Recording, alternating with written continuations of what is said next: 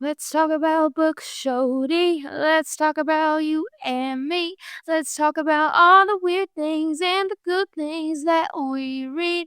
Let's talk about books. Welcome back to Jason. We have a special guest here for book club. We have two special guests. We have Jordan in the house, which always brings us so much joy. Hello, friends. And we brought back Ashley Manley yeah, so we were just talking with Ashley about the best way to support her as a lover of her books. Yes. And is that purchasing through Amazon or purchasing through local or purchasing directly? And though she loves the small bookstores, they're critical to our writers and everything. Amazon will share her book more often as a recommendation, for those that are long distance from her and may not have the book in the bookstore yet. So using Amazon is a strong strategy to help get her book out to more readers. And that's definitely what we want to do. Awesome. Because we love your books so much. Yes, we love them. Oh, thank you. I mean, I figured you must at least like them a little bit if I came back, or you're just like, wow, that girl we need to give the dog a bone here for another. No. Well, and I have to say, your social media is very engaging. Yeah. Dances are so much fun. We love it. I can't get enough of it. I feel like we're sisters. I love this. Separated at birth. I don't know.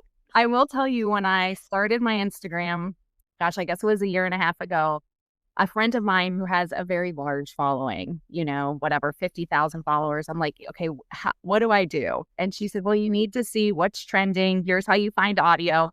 Like, I went to Instagram boot camp, right? And I really sucked at it. I mean, I'm like, why am I doing the trending thing and I look like an idiot? And all these people have where's all this good lighting they have all the time, Like, I'm like in the dark here trying to do this. And anyway, and so I kind of just realized my strength, if you even want to call it that, right, on social media would be acknowledging how bad I am at it and just kind of leaning into my humanity. And it seemed to work. Like, I feel like I have people who watch me dance in my weighted vest sometimes, and they're like, I don't even know what you write, but I just bought your book. I'm like, oh, geez. There you go. And so like I accidentally I'm selling my stuff without knowing how. And so for this next book I'm writing, there's a character who plays the harmonica. I don't know if I have had the privilege to try to learn. So, oh, yes, I have. And we actually bought harmonica necklaces. And yeah, they're really tiny. They're tiny. I love it. Yeah, I love it. I've watched you do it. And then one of our friends bought Jody a harmonica. And so now every time we get together, we annoy everybody in our proximity. So are you better than me, I guess is the question. Oh, hell no. It's tiny. We're not good at it. You can have, I bought the one that people said, like, this is what you need, right? Like I need a $50 harmonica, but I was just like, of course I do. I've never played this stupid thing in my life. So I buy this thing.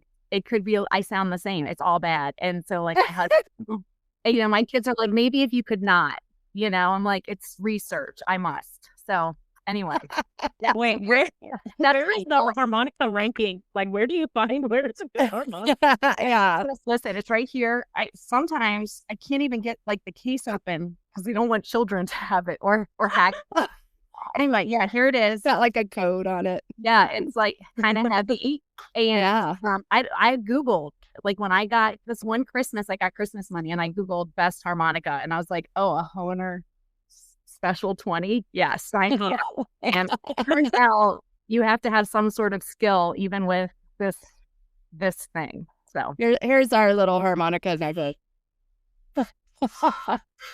I don't know. I didn't say no loud.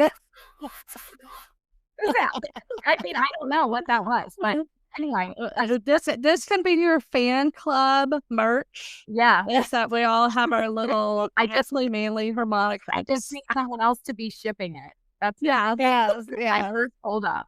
Amazon. Amazon. Pair them together. Yeah. Well, I will say there needs to be a warning label. These can annoy people. Yeah. It's like the big loud horn we have in left field. These can be very, like, we went somewhere recently. Jordan's like, I will be cutting this from final production notes. No, but seriously, like when I was back in Austin, there's a large, and I hear harmonica, and I'm thinking it's PJ, our friend's daughter. It's me. He's sitting there. Wasn't there fun? Like you can just, it's instant. There's Yes. character I've written has skills, and I'm just like, Nice. everyone when they read this, they'll be like, oh, so I see what Ashley did here. Oh my gosh. Well, I feel like it's manifestation. Your writings are manifestations. Yeah. That is so awesome. So I'm book 3. How are you hammering these books out? Yeah. So it's funny. So prolific.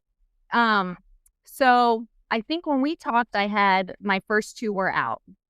So what's been interesting with these next 2 is that they are a duet. And from a business side, I have been told that any series, however many that is, from a business standpoint, do better for authors because readers can read, and I'm sure y'all have done this before too, where you read the first book in a series and you might not even like it, but you're like, oh, there's another one. I mean, I might as well. You got to see what happens, right? So I'm like, so I can suck and people will just keep reading. I'm like, oh, I didn't even know this was a thing. So I thought, I'll try a duet and to see how I feel about it. So the Life on the Ledge duet is 2 books. Each one is about one of the best friends. Okay. And book 1 is about June, who is this drowning stay-at-home mom. I don't know where we are in that. And so, she's in this marriage that she's like, it's all, whether you're married or have kids or not, I'm guessing you have felt some resemblance of this, in your life. And so anyway, so that's her. And her best friend is this really unhinged, foul-mouthed crematorium owner. And so each book is about that. And what was interesting is when I was plotting out June's book, which is the first book in the duet, I had to really know Scotty already because you don't want her to be one way in June's book. And then all of a sudden you're like, surprise, she's dropping F-bombs every 3 pages at the most inappropriate times, And so because of that, I wrote June's book. And I actually just shared a reel today of the writing of Scotty's book. So you see like Halloween stuff going on while I was writing. But June's book was mostly written last summer. My kids were at summer camp and I would just they would leave and I was like, I didn't eat. I didn't pee.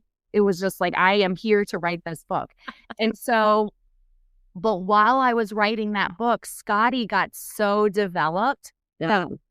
So I finished June's book and I sent it to the editor it goes through 3 rounds of editing. And so while it was with the editor for those first 2 rounds, I was just I was able to hammer Scotty's book out because I just knew it. I knew it so clearly. And so that's kind of how that happened. However, this year, I do have a Christmas novella that's going to a proofreader. And so that will make 3 books released this year. I will never do that again. I told my husband, I'm like, I think I might be dead, because it's just every day there's an email hey, you need to look at this. Hey, approve this cover. Hey, I need you. And I'm like, it's just so much. And I feel it.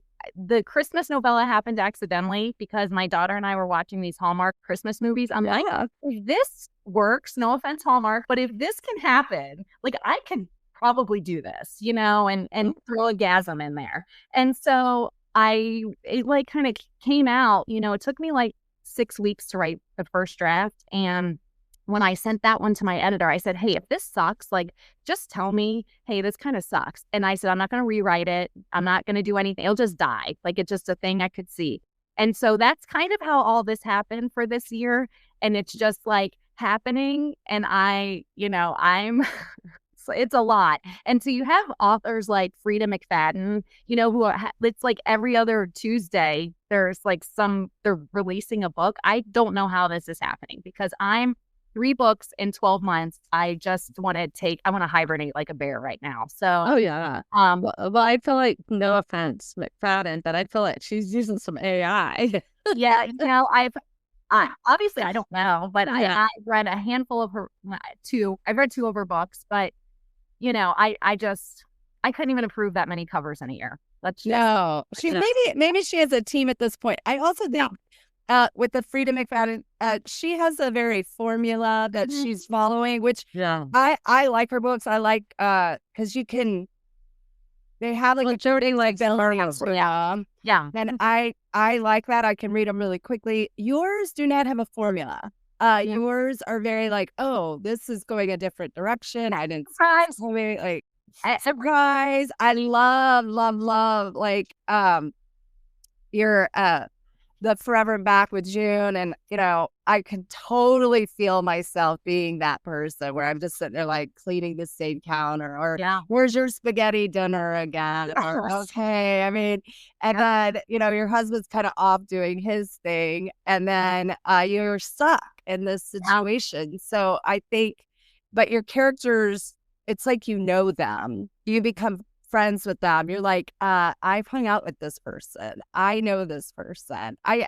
will say in the book where it had the nymphomaniac nun, I didn't see that one coming, of course, but I loved it so much. I had a nun, an ex-nun teacher at 3rd grade, Mr. Blonsky, I love her recipes. And she left the nunnage, whatever, and married a priest. And it was like, oh my God. Oh, yeah. What? I have it. And Jody wanted to be her so bad. I wanted it so bad. But I gobble up your characters. Your character development to me is like, I feel like I know these guys. I would hang out with them. We would be in book club. We'd go to brunch. We would definitely drink way too many mimosas. We'd have to be wheeled in at some point, definitely. So I love all of your characters. I do. And even when you planted the seed of Scotty, I didn't know it was a duet yet, but I was like, I want to know more about Scotty. The way you introduced her, I was like, hey, when are we going to know more about? Like, why is she punching random men in a boxing ring? Yeah. Oh, I can't wait to read about her and Ford. Yeah. What was fun about writing Scotty? So Scotty is not, I would say, out of all my characters, at least like externally, I'm least like her as much as but I wish I could be. She just sees a situation and is just like, and I am just like, hey, I'm sorry, I'm coming to your post office again to mail this package. And Scotty would just like watch this and want to dump, gasoline on the counter here. And so what that made her so fun to write, because it was just like, and same as Mabel, the nymphomaniac, Oh my gosh. What is the craziest thing I can make this character say? And it's the same as Scotty. Like, it's not just hot, it's hotter than the backside of a swampy ball sack. Like, oh yeah. Her t-shirt game at the funerals is hilarious. Yeah. It's fun to have characters like that. And because I try so hard to create, especially in my main characters, make them different. I don't want anyone to pick up my book and be like, oh, it's going to be another grieving widow, who doesn't know what to say to men. And because it's easy to do that. Like, I feel like I loved writing Nell. I feel like I represented her well as a grieving widow.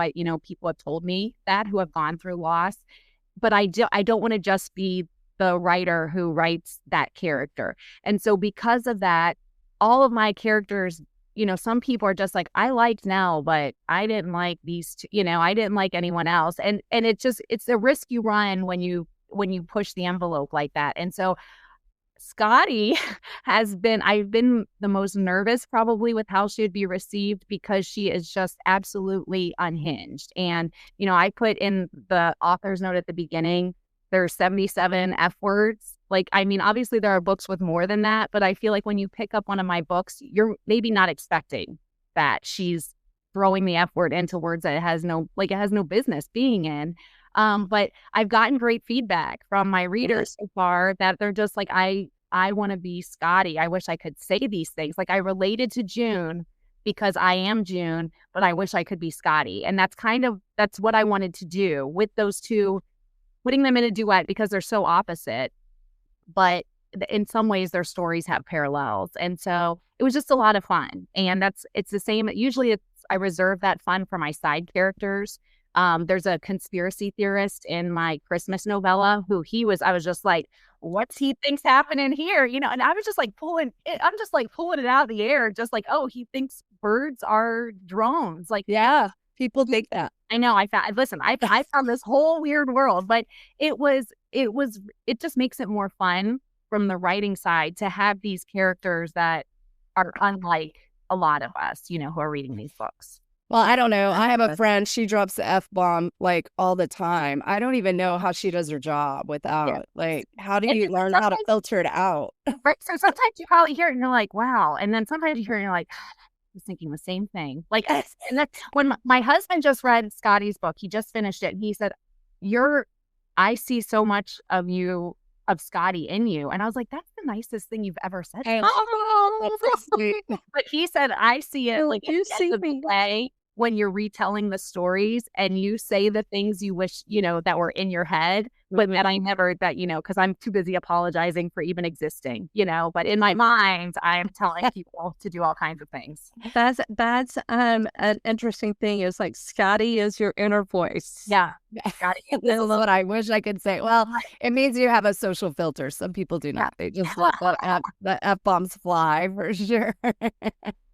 Uh-oh. Okay, so you're building on these duos again. Okay, I want to ask you, how do you come up with all the names? Because I think your name choices are so good. I think you're going to see some trends with people naming their kids after some of your characters in your book. That would make my day. Yes. So I will tell you, most of the characters from June and Scotty, I don't know if I have talked about this actually with anyone. Most of the characters from this duet came to me as we were just moving back to North Carolina last summer, and we were staying in an Airbnb here in Belmont, positioned nicely across the street from a very large cemetery.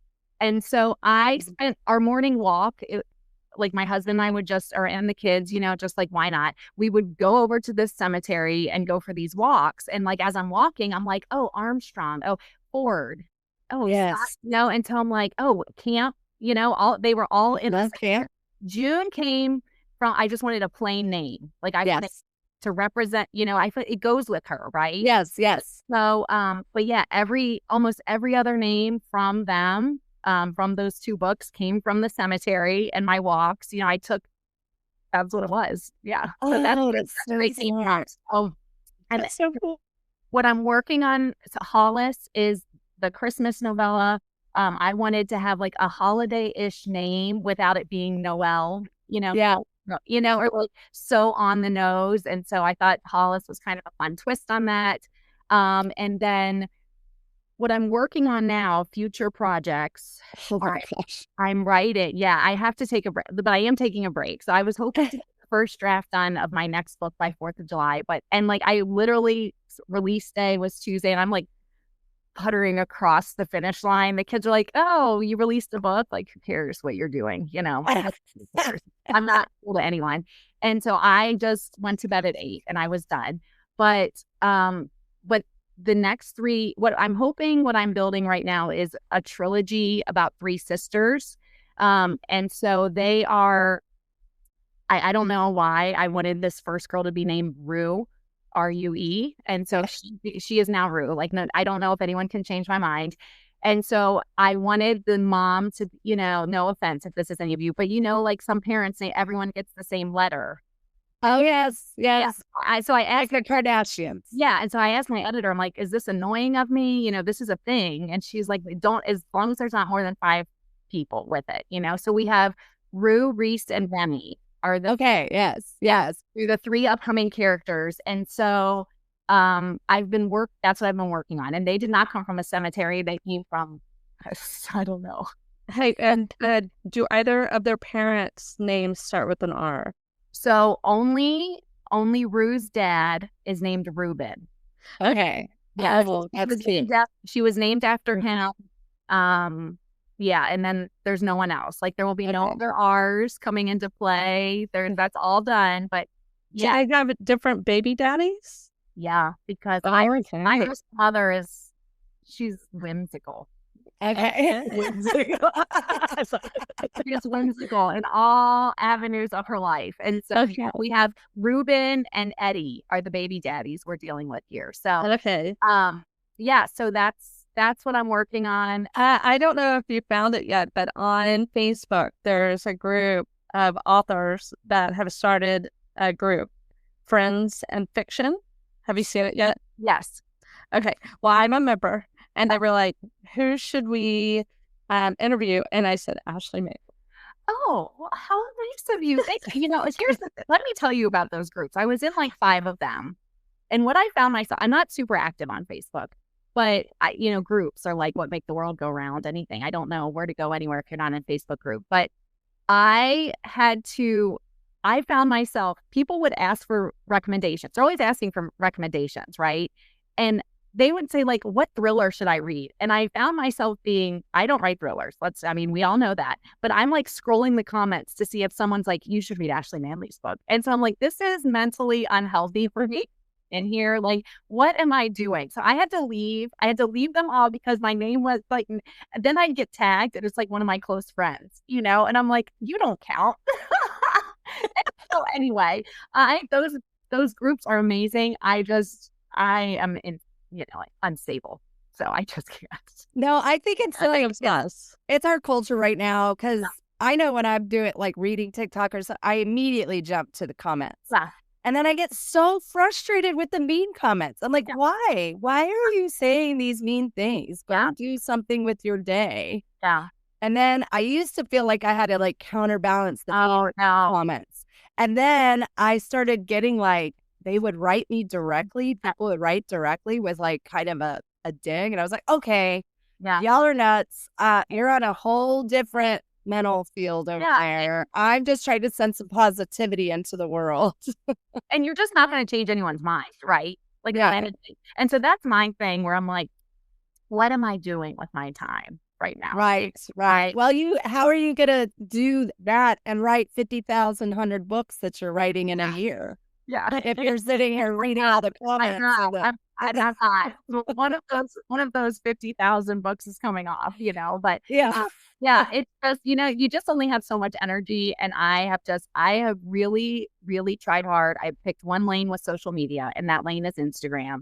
I do not worry myself. Someone just wrote me not too long ago and said, hey, do you know that TikTok is a really popular place for authors? I'm like, oh, really? I didn't know that. Like, yes, I knew, I get it. Yes. Like, hold on, let me call Scotty real quick to see how I should respond to this. Yes. So, and I get it. It was like, they were trying to be nice, but I don't have it in me. Like I was in Google Meet this morning to have this meeting. I don't even know where I was. And so if I can't handle that, and it took me longer to make today's reel than it did to write the damn book, like, no, I need everything else. And so that's my philosophy with it. And some people are like, well, some people do. I'm like, just if you could maybe not finish that sentence, because I'm going to spend the rest of the day spiraling about why I'm not doing enough. No. Yeah, so that's don't drink the juice. Listen to Scotty. Yeah. I love that you're using their different personalities to answer questions. Like my kids are just like, oh, you're just really. There's like women's names on the calendar they don't recognize. I'm like, Scotty's return, and they're like, what does that even mean? She's getting back from the editor, And so it's all very weird here, but it's great. We are all. It's a team. It's a team effort. When the kids get older and are going through puberty, Scotty's gonna come out full time. Yeah. So So when you read Scotty, all you have to do is read chapter 1 of Scotty's book, and you're gonna be like, oh, I see what's happening here. But my best friend is currently reading the book and sent me like 4 quotes from the first chapter that she was like, what on earth are you writing? And my son picked up the phone and he's like, what is this? And I'm like, oh, it's so hot in Florida. That's how Miss Nicole talks, and they're like, oh, no, never mind, and then my kids are like at school. They're in elementary school. They're like, my mom writes books. You should buy it. I'm like, don't buy it. Like you, but it's fine. So No, they should buy it, not the kids, but the Yeah. adults. Tell your mom. Because it's going to give them a release. They're going to be like, oh my gosh, somebody is speaking my language right now. That's exactly how I feel every day. So, yeah, I think it's so interesting how you're able to juggle the family and get the work done. And I know as we've all, as working parents, it does, you kind of feel that level of like, okay, how much can I get away with not being present? But I love that you're always bringing up your kids and how they have like their little comments about what you're doing. And I will tell you, so I'm not always writing, right? Like I try to get a book. Like the first draft is when I'm the most immersed in this work that I'm doing, because I'm scared if I stop that the idea is gone, and then all of a sudden this beautiful thing I was going to create is, it's kind of like your middle of the night thoughts that you're like, oh my God, like I got to do something with this. I need to go grocery shopping right now. That's what it feels like all the time. And so before I write, Scotty Rue's book, for example, I have the notebook I've been carrying around since February. So since February, I've been making notes, and we've been watching like some TV shows and movies and taking research trips together. And it's all been to write those notes. That fits into everyday life pretty easily, right? Like you're just like, okay, let's watch The Amazing Race and see what they do on this. And so that's all fine. Well, I knew in May, Scotty's book was done. And it was going to the proofreader. Like my work was done with it, right? And I knew when that happened, like I get like this feeling. I don't know how else to describe it. It's just like, I'm like, it's time for me to start writing this story. And so I sit the family down and I'm like, listen, I am about to start writing, and I'm going to be half here forever. It's like, you're going to be talking to me and I'm going to be talking to Rue, asking her like, how does this make you feel, Rue? And so my husband he's the most supportive. My kids are great about it. And so my kids actually got to a place this summer where the first week of summer, I trained them to make their own breakfast. And so my request to them when I'm writing is that I have until 10 o'clock in the morning. I get up at 5 and I start writing. That's a lot of hours to just sit here. And then at that point, I come up for air, and we'll do some things, whatever that looks like. And then I dabble in the afternoon, but my afternoon stuff, I'm better spent writing emails and things, that administrative type things, not being creative. I'm ready for like, something harder in my glass of coffee.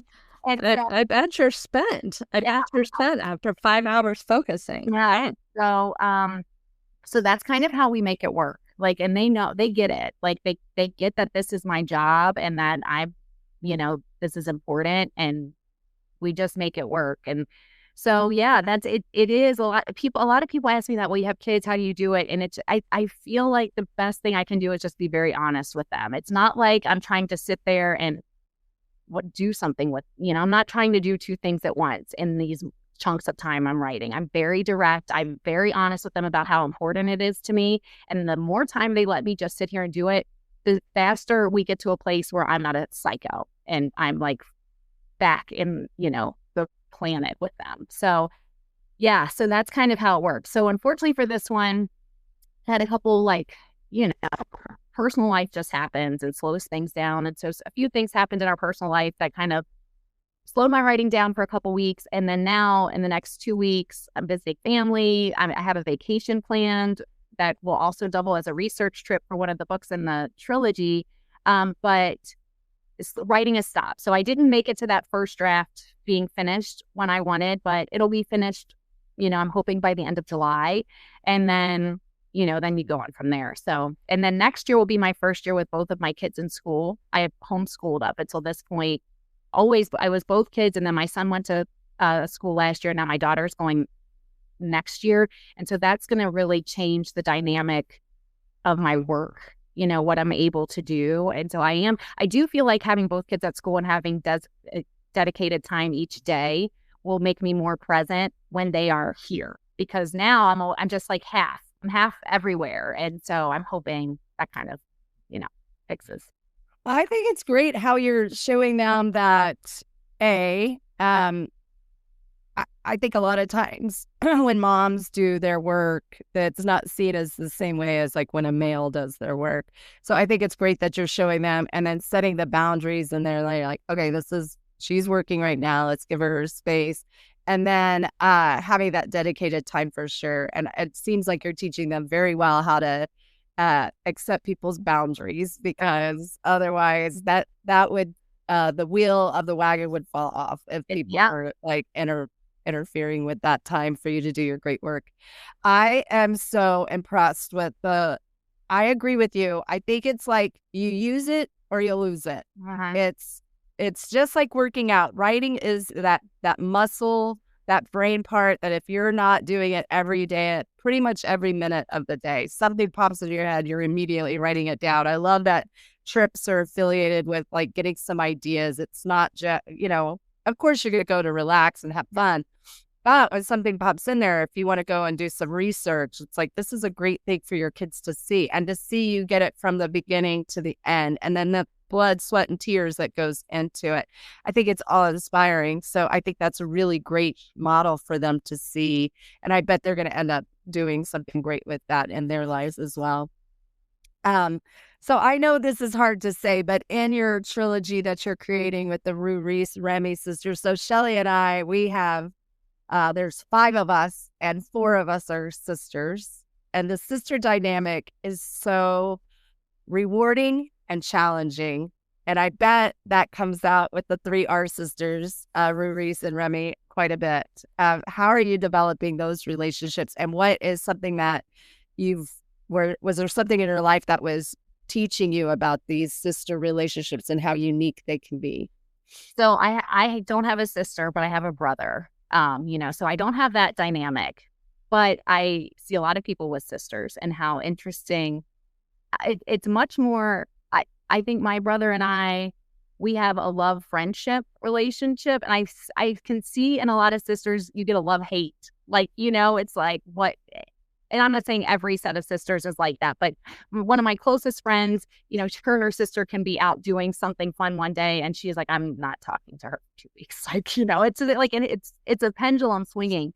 And so these 3 sisters, as we've established, we have Iris, the mother, who is very whimsical and very a free spirit. And the 3 daughters have turned out the opposite of her in very different ways. So Rue is uber responsible, and she's the Virgo. I know nothing about signs except that I'm a Taurus, so let's go with it.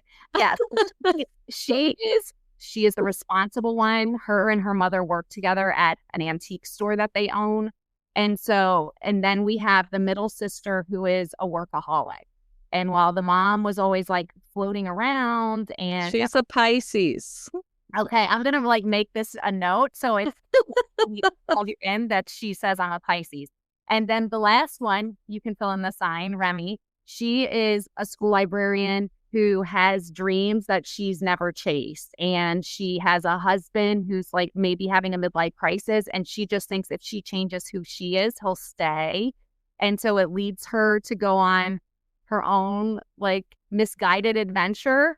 And so those are my 3 sisters. And so when they're giving each other advice, they're giving each other advice from these very flawed lenses, right? So we have Rue, who's trying to be responsible, and Reese, who's telling her, handle this like a business deal. Who cares about feelings, And she's like, where are you from? And then we have Remy, who never wants to rock the boat, and like all these things. And so because of their differences and how they turned out, all because of Iris, their mother, who was just like, no, let's go make dandelion tea out of weeds. Yeah, exactly.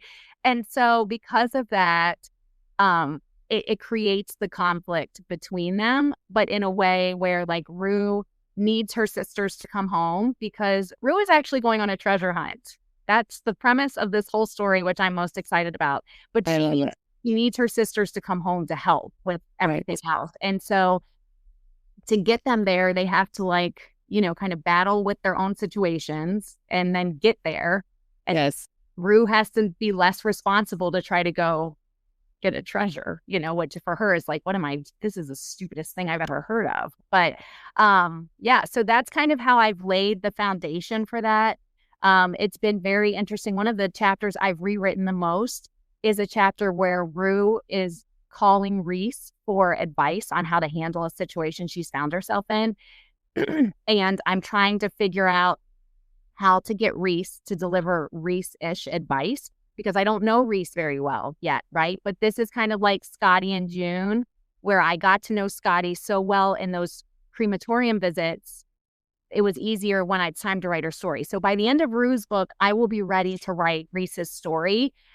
Right now, I'm still kind of like, what is her position on this? What does she think about this? So it's been very interesting, just that whole, like, how you figure it out, because I think a lot of people think, oh, Ash, when someone sits down to write a book, they know exactly what every character is, exactly what's going to happen. And it is, at least for me, it is absolutely not the way it works. I know like less than 10 key scenes that I want to have happen. Most of them are some kind of weird gasm that I'm just like, that's the one, And so I know like 10 things.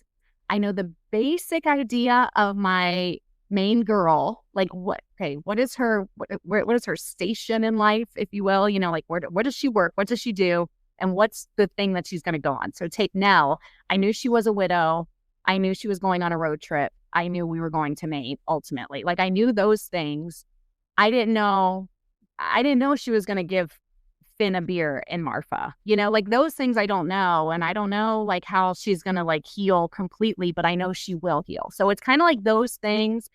I know key points, but I don't know the good stuff that kind of. Right. Well, yeah. Well, I also think that, yes, the dynamic of children who have been adultified at such a young age because their parents are not, they're of that, what do they call it? Like they're just not at that matured state that they need to be to raise children, or they just have that personality that, like you're saying, whimsical, free flowing, and then they're trying to raise, kids. And boy, you're nailing it with the personalities of the sisters, because that is exactly how our sister dynamics lay out. You have the very responsible one that sticks with the parents, so they're like home doing all the parent stuff. Everybody else is off doing their own thing. Then you have like the sister who's like balancing it all, doesn't want to rock the boat. And then you have the very organized sister who's like, if we just do it without an emotion, we can get through this. Yeah. So there they are. Those are my three girls that are coming down the pipe. Yeah, so you did a great job. So it's funny because we always make fun of how the Kardashians all have K's in their names, but we all have Y in the last part of our name. So it's like Timothy, Casey, Shelly, Amy, Jody. There's always a thing. There's always a thing. Yes. Oh my gosh, that's so funny. No, I can't wait to read that and I give it to all my sisters because I think it'll be great for them too. Yeah. Here we are. Who do you most resonate with? What are you bringing to the table? Speaking of projects, I heard a rumor that maybe someone approached you about maybe an Every Beautiful Mile. Yeah. Film? Yeah. So okay. This happened in February, actually. I got approached. I don't know if she's a producer or a director. And I guess I should probably know the difference, but it doesn't really matter. She worked on Billy Madison. This is all we need to know in life. Okay. So she messages me on Instagram and says, hey, I'd like to talk to you about making a movie. And I ignored her because I thought it was spam. It's like a day later, I say to my husband, I'm like, listen to this weird message I got. And he's like, what is wrong with you? Respond to the person. So I respond to the person. I'm like, oh, okay, I guess if you want to do this, you can email me. I'm just like, what? I don't know anything. And so she emails me. And then we have a relative who works out in Hollywood, and my husband calls him and is like, hey, do you know this person? And he's like, yeah, she's a legend. And I'm like, oh, wait a second, a legend emailed me. So I know. So anyway, fast forward. I signed a contract with her, and it's called a shopping agreement, which basically means she gets rights to the book for a year. to try to see if someone wants to make a movie out of it. And what I love about her is that she is as impatient as I am. And so in Hollywood, which like I say that like I know, but Hollywood is very slow. And it is, I have never seen such a thing. Like she is on, like she emails me regularly. I'm just like, what are you doing? I live in Gastonia, North Carolina. Why are you writing me emails? And so she is on it, but like it can be weeks before anyone responds to her emails. And I'm just like, we need to go in there. Like they don't know, So anyway, so the plan was to find someone to turn the book into a screenplay. But with as slow as things were moving, she said, what do you think, if we do this? And I'm like, I mean, I wrote a book. I don't know anything. I don't even know what this is. And so she wrote the screenplay and then she'd send it to me and get my thoughts. And then we go back and forth and back and forth. So right now, where it is right now, it is a screenplay. And it has been read by people like, I can't think of any names, but like spouses of people I've watched on movies. I'm like, what is happening to me? Like, that's amazing. So the hope is that her agents have it. They're out of the office this week for 4th of July. And it seems it's like everyone's out of the office forever. I'm like, go to work. Like, go to work. And so anyway, the hope is that she is pitching this project to production companies as soon as someone, writes her back. It would be wonderful. It's not, obviously, you don't see me talking about this on my social media. Right. And that is because it is so early in the process that, the next step is it getting optioned. I don't know if y'all have heard of that phrase, but to have it optioned, a production company would say, yes, we want to make this movie.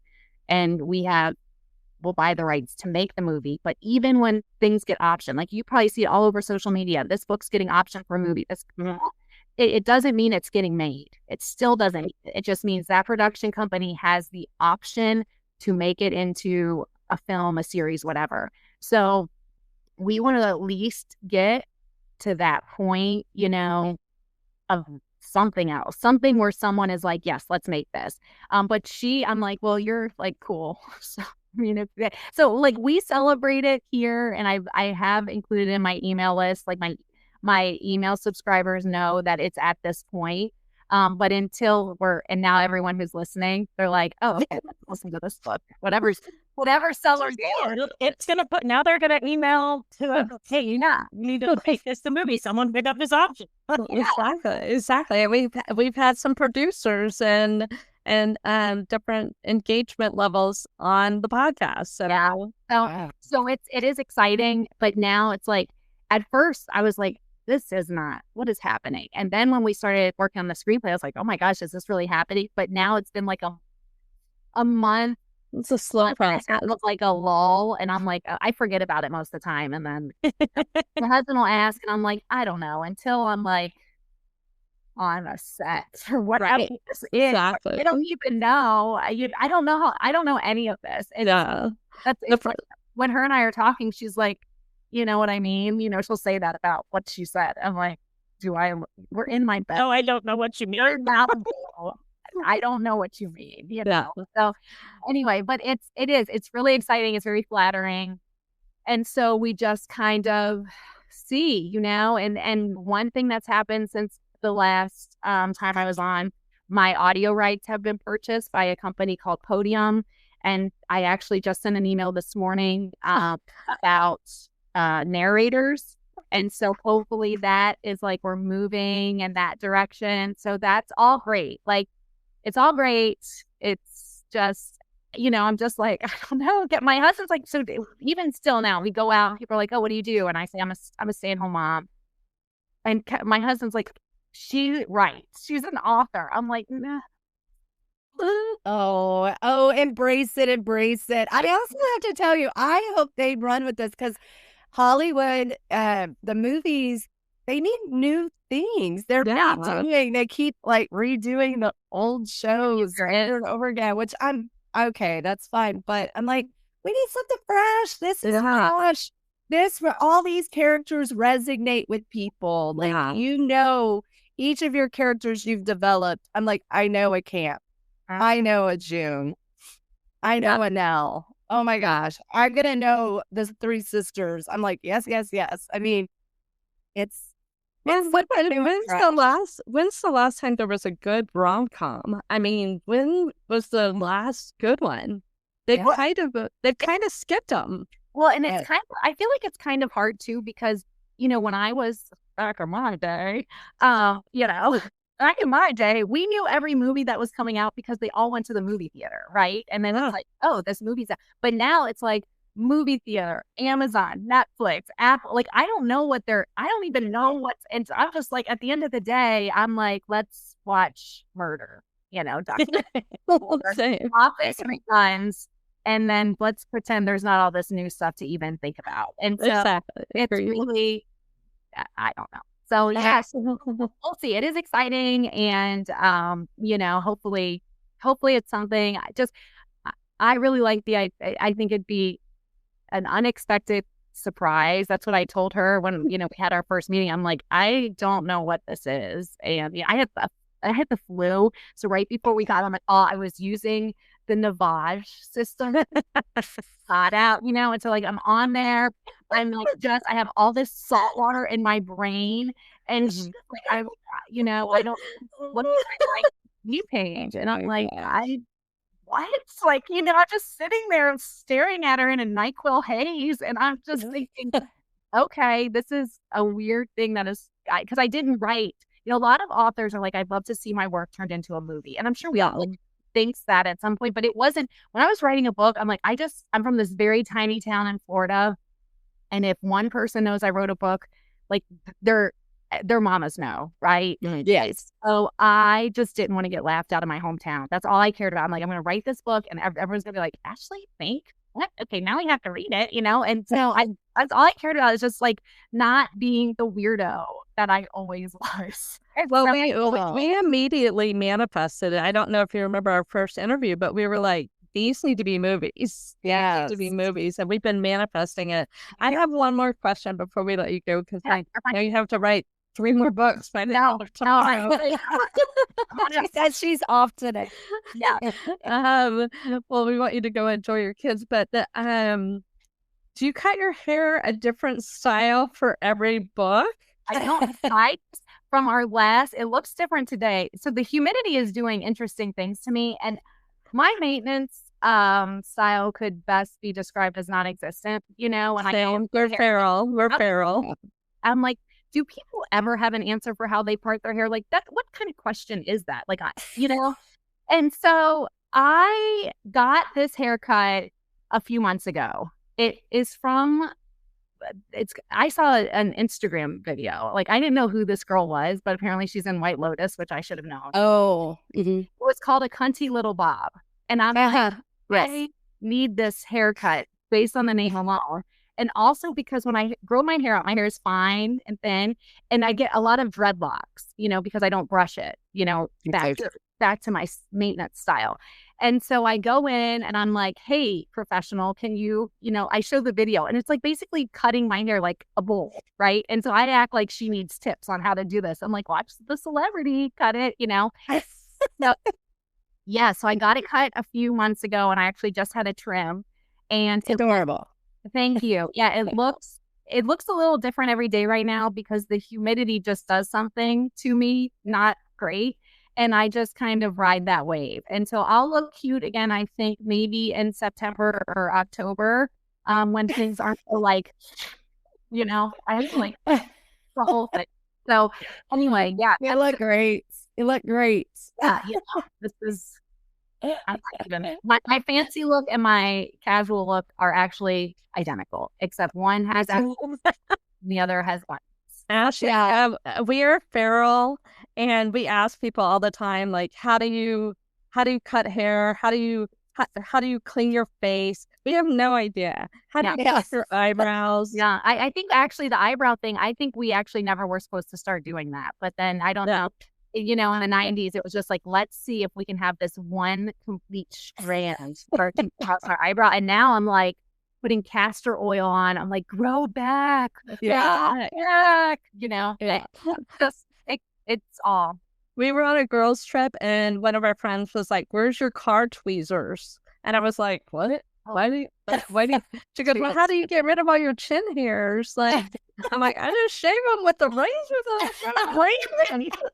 This is the haggish content. More people need to be talking. Normalize it. Normalize it. Oh my God. And I learned that on Real Housewives of New Jersey from Carolyn. I love that. So just like, Now they call it, what do they call it? Just Dermaplaning. dermaplaning. I don't know which one it. I say that like Yeah, just, no, you're right. No, you're right. Because y'all know what microblading is? I just found this out because one of my friends does it. Where they're like tiny cut tattooing your eyebrow. It's tiny little cuts. I'm like, no, I won't be doing that. No, thank you. Oh gosh. I want eyebrows that don't actually exist. well, and then if you see people who get right out of it, like fresh out the ink, it's like, whoa. It's like Groucho Marx. It's like Groucho Marx. Yeah, I'm gonna get infected. Do not do that. It's very big and it's very red. And I'm like, yeah, it's so good. It's so good. You look so good. Yeah. Anyway, I had my eyebrows dyed or whatever, and my husband is not like, oh, look at you got a haircut, whatever. He doesn't notice any of that. He's like, is this gonna be a thing? But with my eyebrows, he was like, I don't know how to handle this. yeah. He's like, maybe if you could get some black frame glasses up that high. Yeah, I know. I know. You can't win. So I'm just kind of like, Oh my gosh. So- we can't wait to go to the movies and see all of these play out. I'm so excited about it. we'll see. Yes. We'll just baby steps. Yeah. Yeah. Well, we're gonna put it out there. Well, I got it. I got it. You're gonna be like, It's gonna be me. Thanks so much for having me. This was a lot of fun. I appreciate thank it. you for coming. Yes, we are so excited, and we can't wait to see all your next books and your new adventures. And we are on board. We're total fangirls for you, and thank you for taking the time to just go through these new great things that are coming up, and we are hitching our wagon to it. So excited. well, and if you know a single camp, introduce them to our friend Jordan. Should be all about some camp. Yeah. You know, he was one of my favorites to write. I'm gonna be honest. Like I was like, yeah. And my husband, I know we're done, and you guys have lives to go back. No. But he is constantly like, I know I'm all these men. I'm like, I love you. It's kind of like the eyebrow comment, right? Like, oh, is that what we're doing now? You know, Yeah. we're supportive. But every book he reads, he's like, I see what you did here. I'm like, oh, did you play in the major leagues? Like, I don't really remember that ever. I And have to miss that moment. yeah, like I'm the one who wears barefoot shoes, not you. So like, what are you doing now? And so anyway, and then he Ford's a cop, and he's like, I see what you did here. I'm like, he's a cop who boxes, and he's like, but he likes birds. I'm like, reaching. But anyway, yeah, He brushes his teeth every day. yeah. See what you Yeah. did there. Anyway, my husband's great. My husband is great. He's the most important. He's read everything I've written. Yeah. Yeah. He sounds like a dream for sure. But Jordan, I will look. My radar is always on for a camp. Let me know. You know, 20 minutes down the road, 20 minutes down 85. Like, Yeah, I'll send you that email when I'm located. Every other woman I know. Yeah. right? We're all in the hunt for a camp. If anybody finds one, let us know. Yeah. There's the all call. Those are the awful. Oh, We love you. Happy Sunday. Yes. Thank you so much for having me. thank you. Texas. Yeehaw.